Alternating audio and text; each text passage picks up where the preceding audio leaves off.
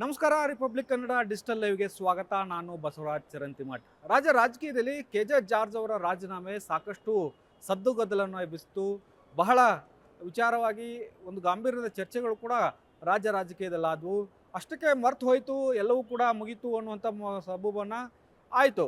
George ಅವ್ರ ಕಡೆಯಿಂದ ಆಯಿತು, ಸಿ ಎಂ ಅವ್ರ ಕಡೆಯಿಂದ ಆಯಿತು. ಆದರೆ ಇವತ್ತು ಅಧಿವೇಶನದಲ್ಲಿ ಅಶೋಕ್ ಅವರು, ವಿರೋಧ ಪಕ್ಷದ ನಾಯಕರು, ಈ ವಿಷಯವನ್ನು ಪ್ರಸ್ತಾಪ ಮಾಡ್ತಾ ಒಂದು ರೀತಿಯಲ್ಲಿ ರಾಜ್ಯ ಸರ್ಕಾರಕ್ಕೆ ತರಾಟೆಗೆ ತೆಗೆದುಕೊಂಡ್ರು ಮತ್ತು ಅಧಿಕಾರಿಗಳು ವರ್ಸಸ್ ಸಚಿವ ಸಂಪುಟ ನಡೀತಾ ಇದೆ ಅನ್ನುವಂಥದ್ದು ಈಗಾಗಲೇ ಜಗಜ್ಜಾಹೀರಾತಾಗಿರ್ತಕ್ಕಂಥದ್ದು. ಅಧಿಕಾರಿಗಳು ಸಚಿವರ ಸಿ ಎಂ ಮಾತುಗಳನ್ನು ಕೇಳ್ತಿಲ್ಲ ಅನ್ನುವಂಥ ಗಂಭೀರವಾದಂಥ ಆರೋಪ ವಿರೋಧ ಪಕ್ಷದಿಂದ ಬರ್ತಾ ಇದೆ.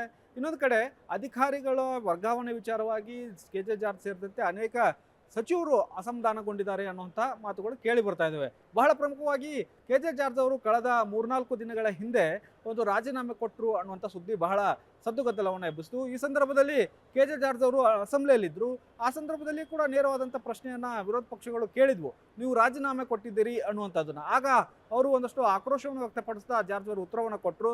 ಎಲ್ಲವೂ ಕೂಡ ಮಾಧ್ಯಮಗಳ ಸೃಷ್ಟಿ, ಮಾಧ್ಯಮಗಳು ಒಂದು ಗಂಟೆಗೊಂದು ಸುದ್ದಿ ಹಾಕೋ ಕಾರಣಕ್ಕಾಗಿ ಈ ಥರದ ಸುದ್ದಿಯನ್ನು ಬಿಂಬಿಸಿದ್ದಾವೆ, ನಾನು ಸಿ ಎಂ ಚೆನ್ನಾಗಿದ್ದೇವೆ ಅನ್ನುವಂಥ ಮಾತನ್ನು ಹೇಳಿದರು. ಇಲ್ಲಿ ಬಹಳ ಪ್ರಮುಖವಾಗಿ ಜಾರ್ಜ್ ಅವರ ಮೇಲೆ ಕೇಳಿ ಬಂದಿರತಕ್ಕಂಥ ಆರೋಪ ಮತ್ತು ಜಾರ್ಜ್ ಅವರು ಈ ಅಸಮಾಧಾನಗೊಳ್ಳೋಕ್ಕೆ ಕಾರಣ ಅನ್ನುವಂಥದ್ದು ಯತೀಂದ್ರ ಅವರು, ಸಿ ಎಂ ಅವರ ಪುತ್ರ ವರ್ಗಾವಣೆಯಲ್ಲಿ ಒಂದಷ್ಟು ಭಾಗಿಯಾಗ್ತಾ ಇದ್ದಾರೆ, ಎಲ್ಲ ಇಲಾಖೆ ಒಂದಷ್ಟು ವರ್ಗಾವಣೆಯಲ್ಲಿ ಅವರು ಕೈ ಆಡಿಸ್ತಾ ಇದ್ದಾರೆ ಅಂತ ಅಸಮಾಧಾನ ಸಚಿವ ಸಂಪುಟದಲ್ಲಿದ್ದೇ ಇದೆ. ಈ ಹಿಂದಿನಿಂದಲೂ ಕೂಡ ಪೊಲೀಸ್ ಇಲಾಖೆ ವರ್ಗಾವಣೆ ಆಗಿರಬಹುದು, ಕೆಲವೊಂದಷ್ಟು ಇಲಾಖೆ ವರ್ಗಾವಣೆಗಳಲ್ಲಿ ಯತೀಂದ್ರ ಅವರು ಹೇಳಿದ್ದೇ ಫೈನಲ್ ಆಗುತ್ತೆ, ಹೀಗಾಗಿ ಸಚಿವರು ತಮ್ಮದ ಏನು ನಡೀತಲ್ಲ ಮಾತು ಅನ್ನುವಂಥದ್ದು ಅಸಮಾಧಾನಕ್ಕೆ ಕಾರಣ ಆಗಿದೆ ಅನ್ನುವಂಥ ಮಾತುಗಳಾಯಿತು. ಮತ್ತು ಇದು ಕೆಜೆ ಜಾರ್ಜ್ ಅವರ ವಿಚಾರದಲ್ಲಿ ಕೂಡ ಅದೇ ಸತ್ಯ ಆಗಿರ್ತಕ್ಕಂಥದ್ದು. ಯಾಕಂದರೆ ಒಂದು ಕಡೆ ಸಿ ಎಂ ಸಿದ್ದರಾಮಯ್ಯ ಅವರಿಗೆ ಈಗಿನ ಸರ್ಕಾರದಲ್ಲಿ ಅತ್ಯಂತ ಬೆನ್ನಿಗೆ ನಿಂತ್ಕೊಂಡಿರ್ತಕ್ಕಂತಹ ಒಂದಷ್ಟು ಸಚಿವರುಗಳ ಪೈಕಿ ಕೆಜೆ ಜಾರ್ಜ್ ಅವರು ಕೂಡ ಒಬ್ಬರು. ಒಂದು ಕಡೆ ಸತೀಶ್ ಜಾರಕಿಹೊಳಿ ಅವರು ಹೇಗೆ ಬೆನ್ನಿಗೆ ನಿಂತ್ಕೊಂಡು ರಣತಂತ್ರವನ್ನು ರೂಪಿಸ್ತಾ ಇದ್ದಾರೆ, ಡಿ ಕೆ ಶಿವಕುಮಾರ್ ಅವರು ಎಷ್ಟೇ ರಣತಂತ್ರವನ್ನು ಮಾಡಿದರೂ ಕೂಡ ಸಿದ್ದರಾಮಯ್ಯ ಅವರು ಸ್ಥಾನವನ್ನು ಬಿಟ್ಟು ಕೊಡೋದೆ ಹಾಗೆ ಒಂದು ಬೆನ್ನಿಗೆ ನಿಂತ್ಕೊಂಡಿರ್ತಕ್ಕಂಥದ್ದು ಒಂದು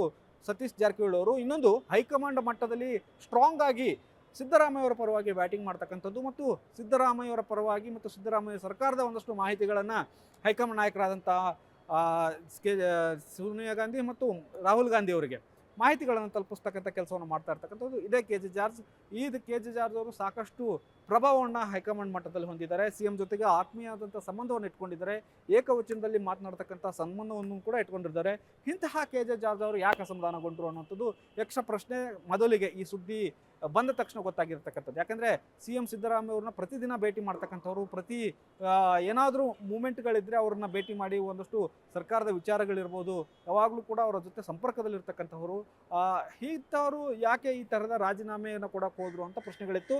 ಒನ್ಸ್ ಅಗೇನ್ ಅದೇ ಯತೀಂದ್ರ ಅವರ ಮೇಲೆ ಆರೋಪಗಳು ಬಂತು. ಅದರಲ್ಲೂ ಭಾಳ ಪ್ರಮುಖವಾಗಿ ಇಂಧನ ಇಲಾಖೆಯ IAS ಅಧಿಕಾರಿಯಾಗಿರ್ತಕ್ಕಂಥ ಪಂಕಜ್ ಕುಮಾರ್ ಪಾಂಡೆ ಅವರ ವಿಚಾರವಾಗಿ ಈ ಒಂದು ಗದ್ದಲ ಎತ್ತು ಅನ್ನುವಂಥದ್ದು. ಯಾಕಂದರೆ ಪಂಕಜ್ ಕುಮಾರ್ ಪಾಂಡೆ ಅವರಿಗೆ ನೋಟಿಸ್ ಕೊಡಲಾಗಿದೆ, ಸಿ ಎಂ ಅವರ ಸಭೆಗೆ ಹಾಜರಾಗಿರಲಿಲ್ಲ ಅನ್ನುವಂಥ ವಿಚಾರವಾಗಿ ನೋಟಿಸ್ ಕೊಡಲಾಗಿತ್ತು.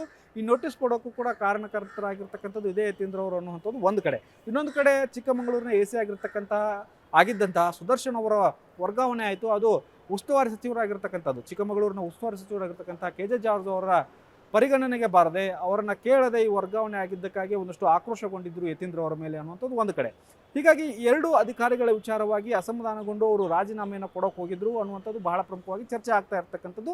ಮತ್ತು ಅದು ಅಲ್ಲಗೆಳೆಯುವಂಥ ಕೆಲಸವನ್ನು ಸಿ ಎಂ ಸಿದ್ದರಾಮಯ್ಯ ಅವರು ಮಾಡಿದರು, ಜಾರ್ಜ್ ಅವರು ಮಾಡಿದರು. ವಿಧಾನಸಭೆಯಲ್ಲೇ ಘಂಟಾಘೋಷವಾಗಿ ನಾನು ರಾಜೀನಾಮೆ ಕೊಟ್ಟಿಲ್ಲ ಅನ್ನುವಂಥ ಮಾತನ್ನು ಹೇಳಿದರು ಮತ್ತು ಮಾಧ್ಯಮಗಳ ಮೇಲೆ ಬ್ಲೇಮ್ ಮಾಡ್ತಾ ಒಂದಷ್ಟು ಆಕ್ರೋಶವನ್ನು ಜಾರ್ಜ್ ಅವರು ಹೊರಹಾಕಿದರು. ಇದಾದ ಬಳಿಕ ಪಂಕಜ್ ಕುಮಾರ್ ಪಾಂಡೆ ಅವರ ವರ್ಗಾವಣೆ ಆಗಿದೆ. ಅದರ ಜೊತೆಗೆ ಒಂದಷ್ಟು ಆರೋಪಗಳು ಈ ಹಿಂದಿನಿಂದ ಕೇಳಿ ಬರ್ತಾನೆ ಇದ್ದಾವೆ. ವರ್ಗಾವಣೆ ವಿಚಾರವಾಗಿ ಸಿ ಎಂ ಪುತ್ರರು ಒಂದಷ್ಟು ಅವರ ಪರಿಗಣನೆಗೆ ಬಾರದೆ ಯಾವುದೇ ವರ್ಗಾವಣೆಗಳು ಆಗ್ತಿಲ್ಲ ಅನ್ನುವಂಥ ಆರೋಪಗಳು ಅದೇ ಪಕ್ಷದಲ್ಲಿ ಕೇಳಿ ಬರ್ತಾ ಇದ್ದಾವೆ. ಹೀಗಾಗಿ ಈ ಎಲ್ಲ ವಿಚಾರಗಳನ್ನು ತೆರೆ ಎಳೆದ ಕೆಲಸವನ್ನು ಸಿ ಎಂ ಸಿದ್ದರಾಮಯ್ಯ ಅವರು ಕೆಜೆ ಜಾರ್ಜ್ ಅವರು ಮಾಡಿದ್ದಾರೆ. ಆದರೆ ಬೆಂಕಿ ಇಲ್ಲದೆ ಹೊಗೆ ಆಡಲ್ಲ ಅನ್ನುವಂಥ ನಿಟ್ಟಿನಲ್ಲಿ ಮತ್ತೆ ಇವತ್ತು ಅದಕ್ಕೆ ಒಂದು ಹೊಸ ಆಯಾಮ ತೆಗೆದುಕೊಟ್ಟಿರ್ತಕ್ಕಂಥದ್ದು ಅಶೋಕ್ ಅವರು ಅಸೆಂಬ್ಲಿಯಲ್ಲಿ ಮಾತನಾಡ್ತಾ ಈ ತರಹ ಅಧಿಕಾರಿಗಳು ವರ್ಸಸ್ ರಾಜ್ಯ ಸರ್ಕಾರ ನಡೀತಾ ಇದೆ, ಅಧಿಕಾರಿಗಳು ಮಾತು ಕೇಳ್ತಾ ಇಲ್ಲ ಅನ್ನುವಂಥ ಗಂಭೀರವಾದಂಥ ಆರೋಪವನ್ನು ಮಾಡುವ ಮೂಲಕ ರಾಜ್ಯ ಸರ್ಕಾರ ಹಳಿ ತಪ್ಪಿದೆ ಅನ್ನುವಂಥ ಒಂದು ಗಂಭೀರವಾದಂಥ ಆರೋಪವನ್ನು ಮಾಡಿದರು. ಮತ್ತು ಸಿ ಎಂ ಸಿದ್ದರಾಮಯ್ಯ ಅವರು ಕೂಡ ಆಗಿದ್ದರು, ಆ ಥರ ಯಾವುದೇ ಘಟನೆಗಳಾಗಿಲ್ಲ. ಸಿ ಎಂ ಸಿದ್ದರಾಮಯ್ಯ ಅವರು ಜಾರ್ಜ್ ಪರವಾಗಿ ಒಂದಷ್ಟು ಸಮರ್ಥನೆ ಮಾಡಿಕೊಳ್ಳುವಂಥ ಕೆಲಸವನ್ನು ಅಸೆಂಬ್ಲಿಯಲ್ಲಿ ಮಾಡಿದರು. ಹೀಗಾಗಿ ರಾಜ್ಯ ಸರ್ಕಾರದಲ್ಲಿ ಹಳಿ ತಪ್ಪಿದೆ ಆಡಳಿತ ಅನ್ನುವಂಥ ಪ್ರಶ್ನೆಗಳು ಆಗಿಂದಾಗಿ ಎದ್ದೇಳ್ತವೆ. ಯಾಕೆಂದರೆ ಒಂದು ಅಧಿಕಾರಿಗಳ ವರ್ಗಾವಣೆ ವಿಚಾರವಾಗಿ, ಅದರಲ್ಲೂ ಪೊಲೀಸ್ ಇಲಾಖೆಯಲ್ಲಿ ವರ್ಗಾವಣೆ ಏನಾದರೂ ಆಗಬೇಕು ಅನ್ನೋದಾದರೆ ಯತೀಂದ್ರ ಅವರ ಮಾತು ಕೇಳಬೇಕು ಅನ್ನೋಂಥ ಗಂಭೀರ ಆರೋಪಗಳು ಹಿಂದಿನಿಂದಲೂ ಇದ್ದಾವೆ, ಈಗಲೂ ಕೂಡ ಇದ್ದಾವೆ. ಮತ್ತು ಒಂದಷ್ಟು ಇಲಾಖೆಗಳನ್ನು ಈಗಾಗಲೇ ಕೌನ್ಸಿಲಿಂಗ್ ಒಳಪಡಿಸಲಾಗಿದೆ, ಕೌನ್ಸಿಲಿಂಗ್ ಮೂಲಕ ವರ್ಗಾವಣೆಗಳಾಗ್ತಾ ಇದ್ದಾವೆ. ಆದರೆ ಉನ್ನತ ಮಟ್ಟದ ಅಧಿಕಾರಿಗಳು IAS IPS ಇನ್ಸ್ಪೆಕ್ಟರ್ ಲೆವೆಲಲ್ಲಿ, AC DC ಲೆವೆಲಲ್ಲಿ ಈ ತರಹದ ಅಧಿಕಾರಿಗಳ ವರ್ಗಾವಣೆಯಲ್ಲಿ CM ಪುತ್ರರು ಒಂದಷ್ಟು ಹಸ್ತಕ್ಷೇಪ ಮಾಡ್ತಾರೆ ಅನ್ನೋಂಥ ಆರೋಪಗಳಿದ್ದಾವೆ. ಹೀಗಾಗಿ KJ ಜಾರ್ಜ್ ಅವರು ಒಂದು ಚಿಕ್ಕಮಗಳೂರಿನ AC ವಿಚಾರವಾಗಿ ಅಸಮಾಧಾನಗೊಂಡಿದ್ದರು ಮತ್ತು ಪಂಕಜ್ ಕುಮಾರ್ ಪಾಂಡೆ ಅವರ ವಿಚಾರವಾಗಿ ಅಸಮಾಧಾನಗೊಂಡಿದ್ದರು ಅನ್ನೋಂಥ ಆರೋಪಗಳಿದ್ದಾವೆ. ಇದೆಲ್ಲ ಘಟನೆಗಳ ನಡುವೆ ಪಂಕಜ್ ಕುಮಾರ್ ಪಾಂಡೆ ಅವರ ವರ್ಗಾವಣೆ ಆಗಿದೆ. ಹೀಗಾಗಿ ಅದೆಲ್ಲ ಒಂದು ಕಡೆ ಪುಷ್ಟಿ ಕೊಡ್ತಾ ಇದೆ, ಈ ಪಂಕಜ್ ಕುಮಾರ್ ಪಾಂಡೆ ಅವರ ವಿಚಾರವಾಗಿ ಅಸಮಾಧಾನಗೊಂಡಿದ್ರಾ ಅನ್ನುವಂಥದ್ದು KJ ಜಾರ್ಜ್ ಅವರ ವಿಚಾರವಾಗಿ. ಹಾಗಾಗಿ ಈ ಒಂದು ವಿಚಾರಗಳೆಲ್ಲವೂ ಕೂಡ ರಾಜ್ಯ ರಾಜಕೀಯದಲ್ಲಿ ಗಿರ್ಕಿ ಹೊಡೆಯೋದ್ರಿಂದ ಸಹಜವಾಗಿ ವಿರೋಧ ಪಕ್ಷಗಳಿಗೆ ಇದೊಂದು ರೀತಿಯಲ್ಲಿ ಆಹಾರ ಆಗಿತ್ತು. ಈ ಅಸೆಂಬ್ಲಿ ವಿಧಾನಸಭಾ ಮಂಡಲ ಅಧಿವೇಶನ ನಡೀತಾ ಇರೋದ್ರಿಂದ ಅಸೆಂಬ್ಲಿಯಲ್ಲಿ ಪ್ರಸ್ತಾಪವನ್ನು ಮಾಡ್ತಾ ಒಂದು ಹರಿಯಾಯುವಂಥ ಕೆಲಸವನ್ನು ಅಶೋಕ್ ಅವರು ಮಾಡಿದ್ದಾರೆ. ಆದರೆ ರಾಜ್ಯ ಸರ್ಕಾರ ಅಲ್ಲಗೆಳೀತಾ ಇದೆ, ಈ ಥರದ ಪ್ರಕರಣಗಳಾಗಿಲ್ಲ, ಈ ಥರದ ಬೆಳವಣಿಗೆಗಳಾಗಿಲ್ಲ, ಕೇವಲ ಎಲ್ಲವೂ ಊಹಾಪೋಹ ಅನ್ನುವಂಥದ್ದು ಮಾಧ್ಯಮಗಳ ಸೃಷ್ಟಿ ಅನ್ನುವಂಥ ಒಂದಷ್ಟು ಆರೋಪಗಳನ್ನು ಮಾಡ್ತಾ ಇದ್ದಾರೆ. ಇದಾಗಿಯೂ ಕೂಡ ಸರ್ಕಾರದಲ್ಲಿ ಅಧಿಕಾರಿಗಳ ಮಾತು ಕೇಳ್ತಾ ಇಲ್ಲ ಅನ್ನುವಂಥ ಆರೋಪಗಳು ಆಗಾಗ್ಗೆ ಇರೋದ್ರಿಂದ ಸಹಜವಾಗಿ ಈ ಸರ್ಕಾರದಲ್ಲಿ ಅಥವಾ ಸಿದ್ದರಾಮಯ್ಯ ಅವರ ಕಂಟ್ರೋಲ್ಗೆ ಅಧಿಕಾರಿಗಳು ಸಿಗ್ತಿಲ್ಲ ಅನ್ನೋಂಥ ಆರೋಪಗಳು ಇರೋದ್ರಿಂದ ಸಿದ್ದರಾಮಯ್ಯ ಅವರು ಇನ್ನಷ್ಟು ಅಗ್ರೆಸಿವ್ ಆಗಬೇಕು ಮತ್ತು ಅಧಿಕಾರಿಗಳನ್ನು ಕಂಟ್ರೋಲ್ ತೆಗೆದುಕೊಂಡು ಕೆಲಸ ಮಾಡಿಸ್ಬೇಕು ಅನ್ನೋಂಥ ಮಾಹಿತಿಗಳಿದ್ದಾವೆ. ಮತ್ತು ಕೆಲ ಸಚಿವರು ಕೂಡ ತಮ್ಮ ಮಾತುಗಳನ್ನು ಹೇಳ್ತಾ ಇರ್ತಾರೆ ಆಪ್ತ ರೆಕಾರ್ಡ್ ಮೂಲಕ. ಸರ್ಕಾರದಲ್ಲಿ ವರ್ಗಾವಣೆ ಆಗಬೇಕು ಅನ್ನೋದಾದರೆ CM ಅವರು ಮನಸ್ಸು ಮಾಡಬೇಕು ಮತ್ತು CM ಪುತ್ರರಾದಂಥ ಯತೀಂದ್ರ ಅವರು ಕೂಡ ಹಸ್ತಕ್ಷೇಪ ಇದೆ ಅನ್ನುವಂಥ ಒಂದಷ್ಟು ಆಪ್ತ ರೆಕಾರ್ಡ್ ಮೂಲಕ ಮಾಹಿತಿಗಳನ್ನು ಹಂಚ್ಕೊಳ್ತಾ ಇದ್ದಾರೆ. ಆದ್ದರಿಂದ ಎಲ್ಲವೂ ಕೂಡ ಸುತ್ತಿ ಬಳಸಿ CM ಮನೆ ಸುತ್ತಲೇ ಈಗ ಗಿರ್ಕಿ ಹೊಡಿತಾ ಇದೆ. ಇದು ವಿರೋಧ ಪಕ್ಷಗಳಿಗೆ ಆಹಾರ ಆಗಿದೆ. ಅದು ಅಧಿವೇಶನದ ಸಂದರ್ಭದಲ್ಲಿ ಈ ಥರದ ಮಾತುಗಳನ್ನು ಹೇಳುವ ಮೂಲಕ ವಿರೋಧ ಪಕ್ಷಗಳು ಆಡಳಿತ ಪಕ್ಷವನ್ನು ಕಟ್ಟಿ ಹಾಕುವಂಥ ಕೆಲಸವನ್ನು ಮತ್ತು ಒಂದಷ್ಟು ಆಕ್ರೋಶವನ್ನು ವ್ಯಕ್ತಪಡಿಸುವಂಥ ಕೆಲಸಗಳು ಮಾಡ್ತಾ ಇದ್ದಾವೆ. ಇದಾಗಿತ್ತು ಈ ಹೊತ್ತಿನ ವಿಶೇಷ. ಇನ್ನಷ್ಟು ಅಪ್ಡೇಟ್ಸ್ಗಳಿಗಾಗಿ ನೋಡ್ತಾ ಇರಿ ರಿಪಬ್ಲಿಕ್ ಕನ್ನಡ ಡಿಜಿಟಲ್ ಲೈವ್.